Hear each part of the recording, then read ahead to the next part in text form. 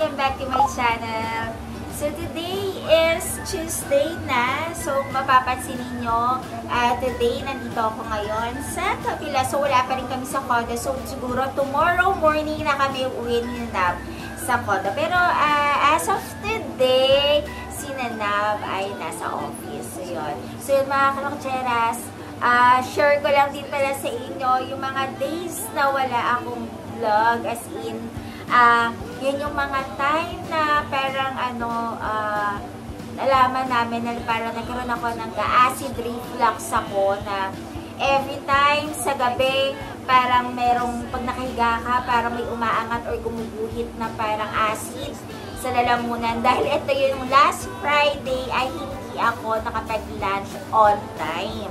So nangyari kasi doon nung time na yon, yun yung nagpunta ako ng mall to collect. Ito, ipapakita ko nga sa inyo na napakadali lang. Yung click and collect dun sa may Uniqlo app, na sobra ako natuwa. Na minsan ko lang din siya ginawa, tinry ko lang din naman.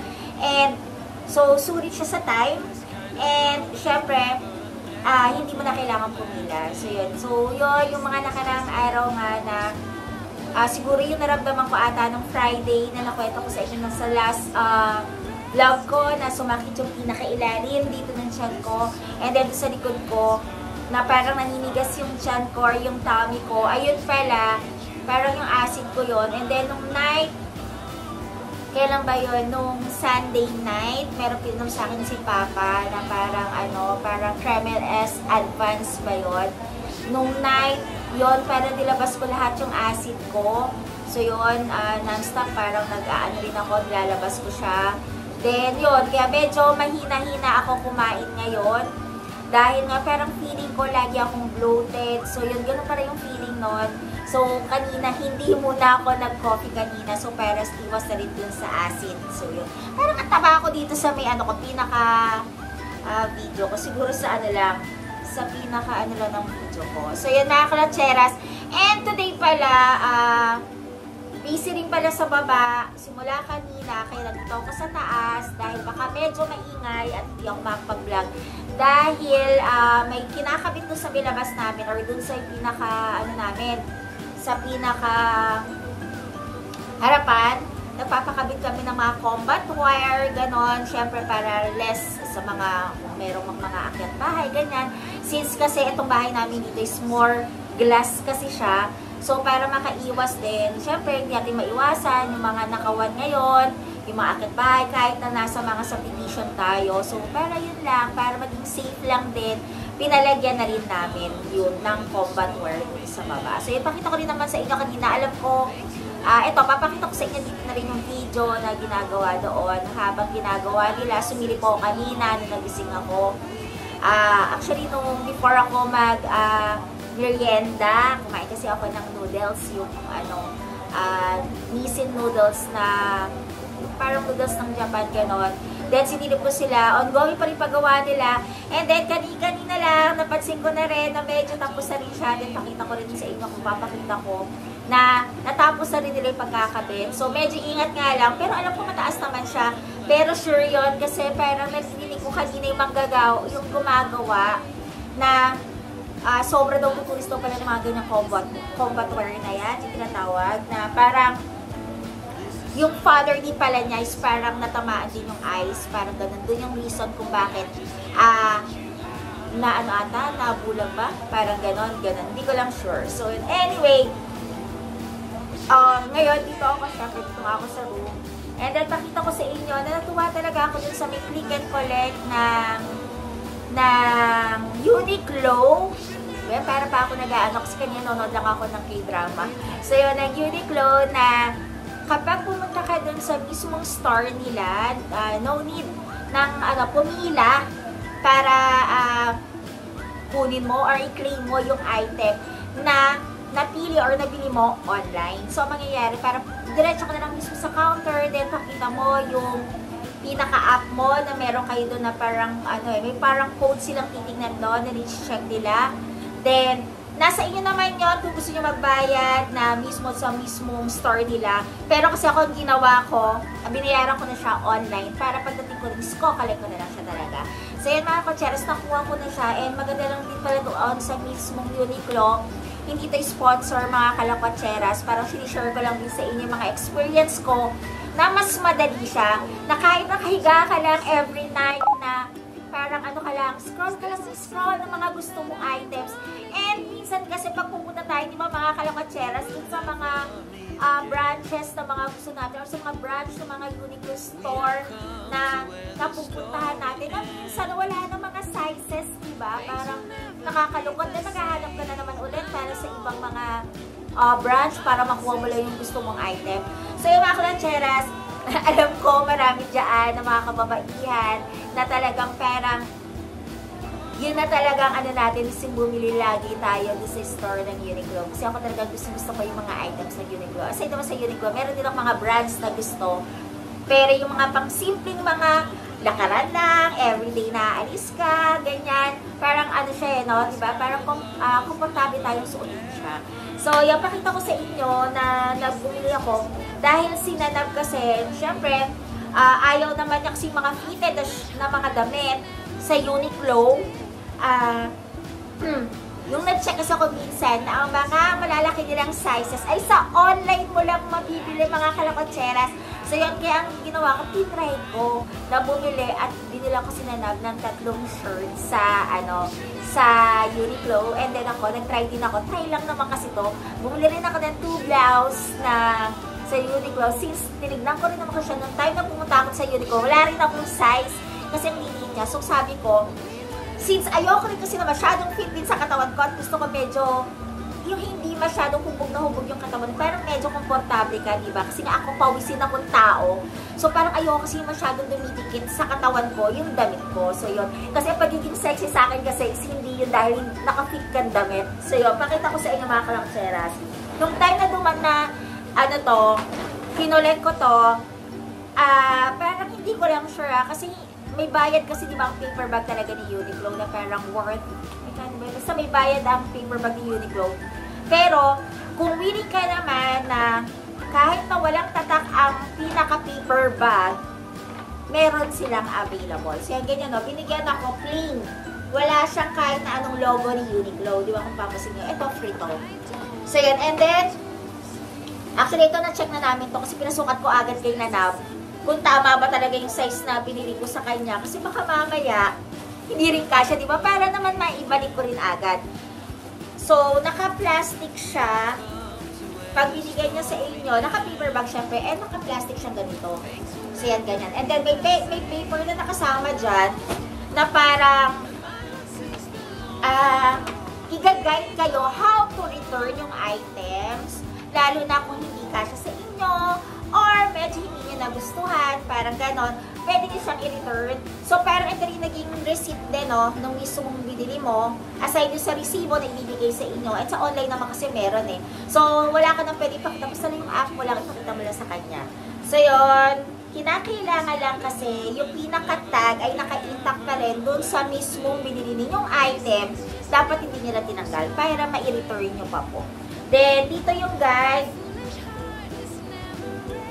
nakalagay naman dito sa how to return. May step 1, step 2. Kasi parang meron silang checklist sa step 1, then step 2. Parang meron silang return form na parang i-fill in ninyo para maibalik nyo yung item. Then, ipapak nyo na maayos. Then, i-return ninyo. Then, parang may email kayong ma-receive. Then, yun. Depende sa inyo kung paano ba gusto ninyong ibabalik sa inyo yung binayad ninyo. Parang gano'n. Meron nakalagay naman dito. So, yan. Para sa refund, so, queue at our cashier counter to process your refund. The refund will be the same mode of payment as the original transaction. So, ibig sabihin, kung nag-debit kayo ng debit account na ginamit nyo, para ibabalik na siguro sa account niyo. Kung credit card, ibabalik na siguro mismo sa credit card nyo. So, yun gano'n. Kung cash nyo rin siguro makukuha. Pero, ayan, pero kinakailangan mo na rin i-check at verify kung talagang pwede nyong i-return or pwede yung ma-refund yung pera or kailangan nyo lang, pwede lang palitan yung mismong mga items sa kanila. So, ang galing nga binasok to kasi na napakaupo kung gano'n. Sabi ko na, nakita mo na ba yung mga, mga in-order ko online, though hindi naman ganun kadami kasi nga 3 nga lang in-order ko sa kanya and 2 lang naman sa akin. Magkakaiba lang ng mga colors. So, yun. Kasi natuwa lang din ako doon sa mga anong yun, in-order ko t-shirt sa kanya. Parang yung binili namin sa Tokyo, sa GU. So, yun, parang medyo nagsisisi sinanap kasi isang klase lang yung binili niya doon. Pero kasi parang ang ganda-ganda tingnan sa kanya at parang hindi siya pinagpapawisan, ganun. Kasi ayoko kinanap kasi yung mga colors ng mga t-shirt na talagang kasi pawisin kasi siya. Kaya madalas ko siya nilalagyan ng sapin sa likod. Kahit na minsan ay ayaw na mga kalapatseras. Pero ginagawa ko pa rin. So yan, ito, meron kasama nito. And then, syempre, yung receipt kasama siya.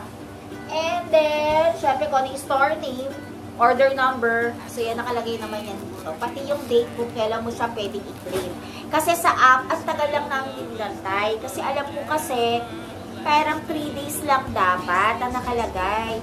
3 days mo, 3 to 5 days. Pero ano, after 5 days ko siya nakuha. Kasi aantayin mo yung ano parang ang order ba sa mga online store na patingnan mo, dumating na ba sa mismong branch, or pinaprocess pa lang ba, or na-deliver na ba sa mismong branch, o gusto mong pag-pick upan, parang ganon, aantayin mo.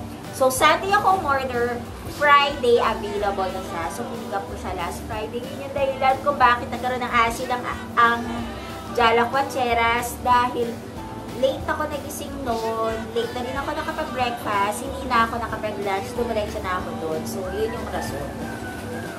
Anyway, so eto, pakita ko na lang. So, yung in-order ko kay Nanab ay simple mga t-shirt na, pero magkakaibang color lang. So, yung parang ganyan color siya. Ayan, ang cute. Kita lang kasi ako dito, yung parang GU t-shirt lang niya. Kung compare ko, ay wala, nasa baba. So, ayan. Siyempre, may tag pa rin ito kung gusto mong i-return. So, huwag mo tatanggalin ito para maibalik mo pa. Kasi yun ang mahalaga sa yun ko. So, ayan. Binilang ko lang siya yung ganitong shirt. Ayan. Ayan, may packet lang din siya dito. So, ayan. So, yung pinili ko sa kanya para medyo mas comfortable siya is double XL. Which is, wala siya kapag pupunta kayo sa branch. So, sa online lang siya available. Yung ganong sizes para sa mga men.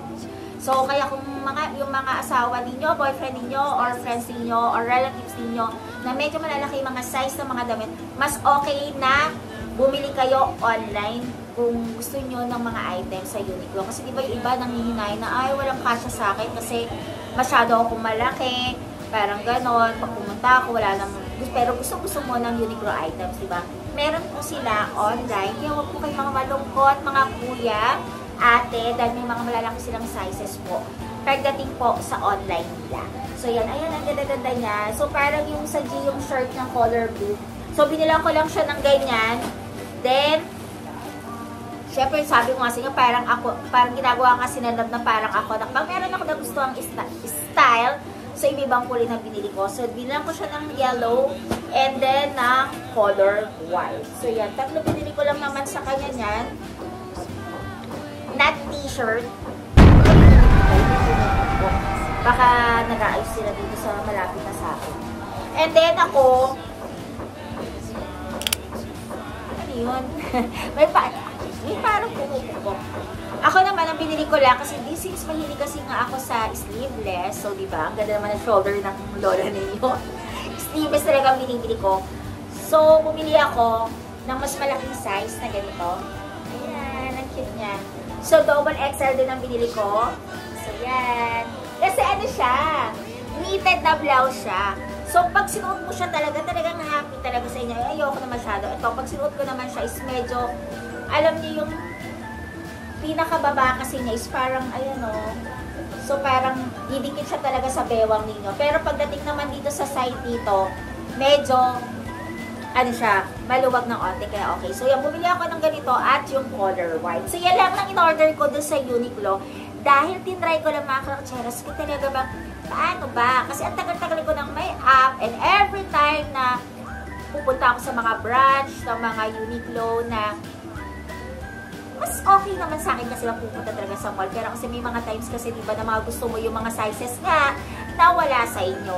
Pero kung wala kayo talagang time, minsan na napapagod kayo mag-ikot dahil sobrang dami, lalo na kapag sale ni Uniqlo, ang gawin nyo na lang, mag-online po, mag-order na lang po kayo online, mag-click and collect kayo, or pwede na kung ayaw nyo po mag-collect at ayaw pa rin pumunta sa mall dahil sobrang dami na talagang tao ngayon dahil mga wala hindi talaga nagmamasa mga tao ngayon, pwede po ipa-deliver nyo na lang sa bahay ninyo. Yun, isa pa yun. Isa nga yung naisip ko sana pina-deliver ko na lang din. Pero parang dahil aalis naman ako, meron din akong gagawin.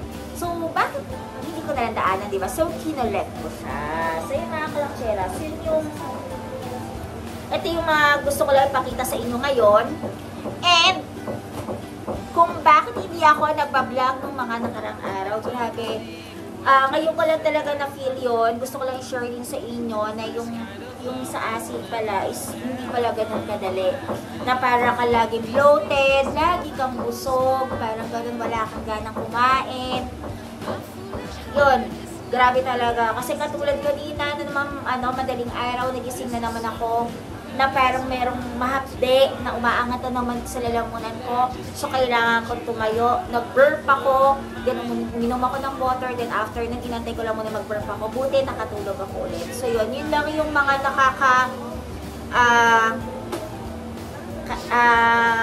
yung pala yung nararamdaman ng mga may mga acid. Pag may mga pag nag-a-acid ka, ganon. So, yun. Talagang ganon. Dahil pasaway, hindi nag-lunch, dahil feeling ko kaya ko. Hindi na pala tayo bumabata para doon. So yun, bawal din pala, kinakailangan na huwag kayong magpapalipas ng pagkain talaga. So yun mga kalakcheras.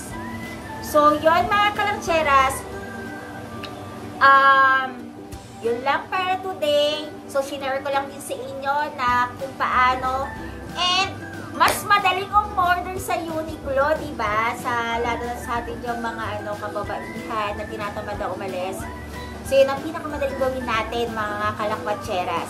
Umorder tayo online, mag-download lang tayo ng app. And, lalo na yun, every time naman yung nagkakaroon ng coupon. Lalo na kapag first time niyo, meron 300 pesos off. Pero worth 5,000 dapat yung maging yung mabili ninyo before nyo magamit ata yung coupon. So yun mga kalakcheras, hanggang dito na lang at medyo mahaba na naman po itong vlog ko. Actually nag-update ako, dapat mabilis lang ito. So yun, thank you for watching and sa pagsuporta po sa YouTube channel ko. At sa mga friends ko pa rin po na walang tigil na nanonood sa YouTube channel ko, thank you so much po. And please don't forget to like, share, subscribe po din sa YouTube channel ko. Siyempre, Jana Cocheras pa rin po. Bye-bye!